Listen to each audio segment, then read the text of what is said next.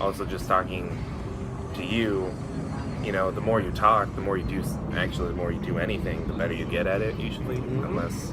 That's very true. You just really don't... unless you're really just not good at something. Yeah. But the more that I talk, the easier it is for me to talk, so... Yeah.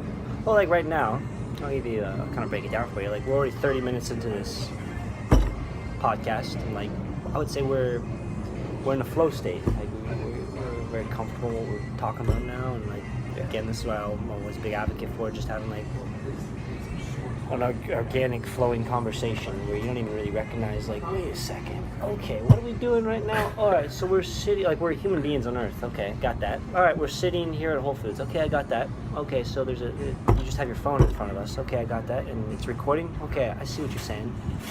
But now we're talking, we're just listening, and we're sharing ideas and perspectives. Okay, I got that. I like that. Okay, let's keep going. Right. Yeah. So yeah, that's what I like to aim for and promote, and I'm glad and happy to facilitate that. That's for sure.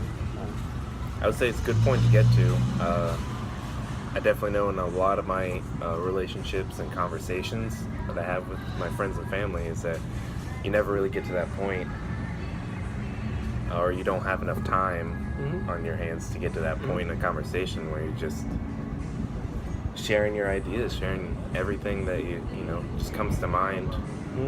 I totally wholeheartedly agree with that statement, and that's a good chunk of the reason why I enjoy doing podcasts like this. Not for any type of purpose to get value from other people and get like their like or approval. It's more just like it creates and facilitates conversations that don't necessarily happen on a day-to-day basis. Where I feel like when you record, it holds you more accountable.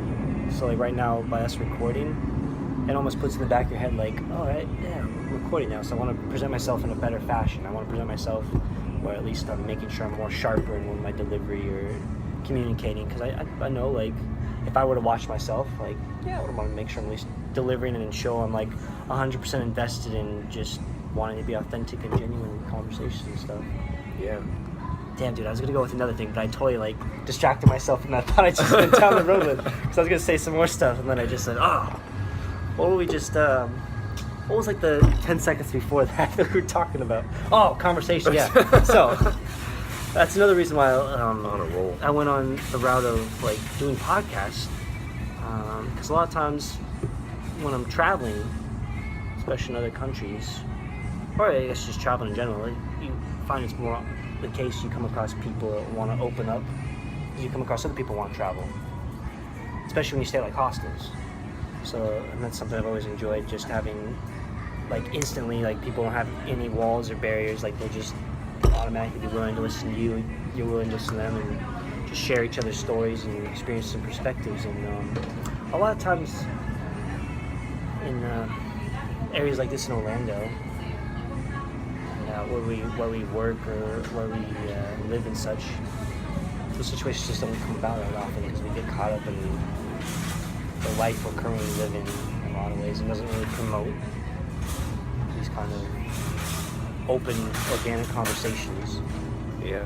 Which I think they're instrumental in being human. Like, as a human being, like, you need to connect with others, like, because we're social creatures. Like, there's a reason why when people are locked up, like, have maximum security and, like, don't get, like, they get shunned away from, like, seeing anybody. Like, there's a reason why, like, just their mind goes completely down, and how they feel about themselves, because there's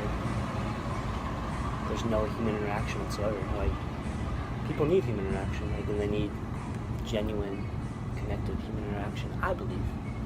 Yeah, I would. That's what I believe. I always like promote what other people want to believe too. I would definitely agree with that. Yeah. I mean, my perspective on that whole situation is, I mean, if someone just kind of, throws everyone outside of their borders and doesn't really have that connection or that communication or anything like that, I just feel like their mind just kind of starts to it might not ever physically deteriorate, but just their mindset kind of just focuses, it's just more and more on them, and I don't know. In my view, it kind of seems selfish of me to hold onto just myself and not let anybody else experience who I am. Yeah. Because I always tell people, like, you are the only you that is ever going to exist. So why not be the best you that you want to be, or that you can be, and share that with others? Because you never know, like just talking to you, I would never have done something like this or talk as long as I have if I really didn't do that internship and have you as my mentor and get some positive thinking and get my mindset changed. Well, thank you, man, for telling me. I appreciate that. I'm glad you're continually climbing your mountain. Your mountaintop is how you define where you want to go in life. I'm glad you're shifting towards the up and summiting from the camp going up rather than going back down to the small mountain town that could be like, wait, you didn't summit the top? Why not? Well, it was too cold. I was too bitter to changing. Man, I'm on a roll. Oh. Can I ask you a question? Dude, ask me whatever. At what point in your life? Man. I want to ask. What point in your life do you think that you reach the top of your mountain? Yeah, see, I think I've only heard one person answer this question, and so I want to get your kind of. I think it's an interesting question because, like, you can view the standpoint, like, yeah, you set like bodacious goals for yourself. Where you set like this pillar of the idea you want to have of yourself that you want to attain, and then you reach that point, and then it's almost like if you don't continually have more and more mountaintops you want to summit, then you, in a little sense, you don't have that drive or that purpose. So it's almost, at least for me, like, I say a variety of different things. Like I always say, like, I'm always aiming to become the best version of myself, which I know will never be attainable. Just from the mindset, like I want to make sure like it's never attainable. Because if I do attain it, then it's like, oh, okay, what's next? But that's not necessarily true, because you can look in the aspect like, all right, I got myself all figured out. Now let's look at how I can add extreme value to others. Because I already practice like adding value on a daily basis to people, but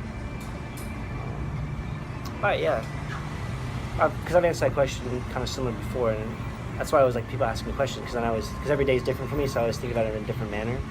It's like what I said yesterday might not be something I agree with now. So, yeah. Originally, question like, how do you view like getting to the top? At what point do you reach your top? Do you reach the top of your mountain? At what point in your life? No, what point in your life? Well, I think that's it. Just depending how you define your idea of success, depending how you define your goals, where you want to go in life. It could be any time in life. Because then, like, if you say, like, you know what, I'm gonna reach the top of my mountain by age 50. Already, you're already setting yourself up for failure in a lot of ways, because first off, you have now created the expectation that you have to go through these set, orchestrated ways of getting to that top of the mountain at probably different parts of your life up until you get to 50. And so say, like, if you're not at some, like, a certain point in your life to get where you want to go by like 40, and you know, like, you have to get to that point to get to where you want to go by 50, then it could just be detrimental, just like you're thinking, because then you, like, set yourself down in a negative mindset of like, oh man, I didn't get to where I want to go, and if I can't get to where I want to go now, I won't be able to get to where I ultimately want to go. Yeah. Because, like, what's stopping you from saying, like, all right, I want to be this person 10 years from now, and then asking yourself, well, if you want to be this person 10 years from now, what's stopping you from doing it from 6 months from now? Yeah. It's very true. Very, very valid point. So that's the beauty of it. And mindset, like, it always changes. It changes for me on a daily basis. But it's all a good change daily basis for me. Yeah. I was only wondering because, I mean, on a lot of situations, I've realized that I only have one, viewpoint But I mean, even physically right now, Alex has a different viewpoint than on this camera than I do. So on every aspect of life, I figure that you have a different viewpoint. So I don't know. Just wanted to know what you thought of the whole situation. Absolutely. That's how I approach like any interactions I have with people. I'm always appreciative just to be around other people, because I know, just like what you said, like every single person you come across has a completely different viewpoint. And yeah, like come across people a lot of times that just don't have very intelligent or well thought out viewpoints based off the environment they grew up on, based on the experiences they had, based off the people they surrounded themselves around. But at the end of the day, like you can always learn stuff from anybody and everybody. Yeah. It's just a matter of continuing to keep an open mind and taking interest in that person, asking genuine questions, and allowing for them to talk. Not you be the talker a lot of times. Like I'm doing right now, I'm just talking and rambling. Oh, dude, it's because I asked you a question. I know. I was just turning a little bit on you. Yeah, right. I was talking Give a lot. me some of my own medicine. Yeah, part I always find interesting sometimes if I film, and then people ask me questions. But one thing I like to we'll do a little later. I always like to ask people a specific question, and I call it. It's part of my like deep talk series. Don't tell me. Yeah, I never tell people. All right. Okay. I'll occasionally tell people if I feel like I kind of have to introduce the question for them to be willing to want to be filmed. Even when I do that, sometimes it's like 50-50 as far as like, you know what, I want to do it. But that's okay. I respect that. But I won't tell you ahead of time. And once we get done with the podcast, we'll do it. All right. Always curious to hear what you have to say. But yeah, what are you looking to do? You said a little bit when we were just talking to Marion and Pat, as far as after college or university, like, do you feel like that's your go-to option for going to school again to become like a physician's assistant? You feel like you're set in stone with that, or are you open to other passionate avenues you want to go down the route of? Or? Yeah, I mean, I definitely have many passions in my life. My kind of, I don't know, I picture it as a highway right now. Like, I'm on the highway, and, my destination, where this highway ends, where I have put it to end, is, for right now, my PTA degree. Mm-hmm. And I have the choice on whether I want to stop at this gas station or this restaurant, or go use this building to sleep in, or if I just keep driving. And I definitely don't want to just keep driving. Mm-hmm. I don't want to just go for that PTA degree and then that's it, because you got to enjoy the ride while it's going. Oh yeah. Good. And so, yeah, definitely in my life I want to do a lot of things. I want to learn more about nutrition and all of that. Maybe a little bit in personal training. Maybe some education classes to help with that personal training. How to kind of teach that efficiently and communicate well. I also want to be open to, new experiences and new ideas, especially new ones that people bring to me. And either if it be my friends, or if it be a random person, or it be Alex. I'm up for really all possibilities. Mm-hmm. And when they arrive at me, I'll, according to one of my professors, Bruce Lee would always... What? Okay, I said, so you don't actually have a professor, like, at school that's named Bruce Lee? No. I just want to make sure. Dr. Fisher is his name. But he touched on Bruce Lee's kind of sorry, I cut you off earlier, dude. Okay, I thought you were saying your professor's name was Bruce Lee. No. That would be awesome, though. Yeah, that's what I thought for a second. Well, I mean, if his name is Bruce Lee, it doesn't mean he's like Bruce Lee or anything. But right. It would be cool. No, but he touched on a little bit of Bruce Lee's training, where